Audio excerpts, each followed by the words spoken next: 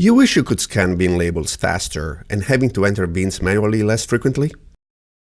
Watch this video and learn some techniques will make you a VIN Scanner Ninja. The first step, of course, is to identify the best VIN label to scan. If you don't know where to find the best VIN labels, watch our tutorial called What and Where is a VIN? The business version of the Privacy for Cars app comes with an always-on VIN scanner. To scan, simply align the red line with the barcode or the QR code and make sure the entire barcode is inside the clear area. Remember, you're using the camera to scan. If you're too far, the bars or bits can't be distinguished. If you are too close, they become blurry. With practice, you will get it just right every time. It's important you don't attempt to scan a label at an angle.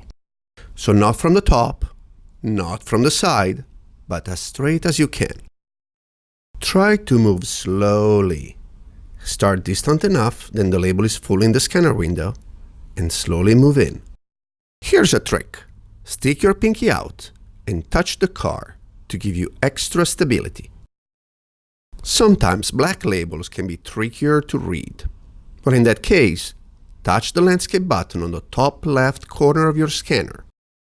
This will give you extra pixels for faster and better results. In low lighting conditions, such as in a garage or when it's dark outside, use the flash button on the top right corner of your scanner. Just be mindful of reflections. When there is a sharp contrast of shade and sunlight on your label, it can make the reading difficult. Use your free hand to cast some shade on the overexposed side of the label and the scanner will pick it up. If your label is ruined, try to align the red line to the least ruined side. Well, I hope you enjoyed this tutorial.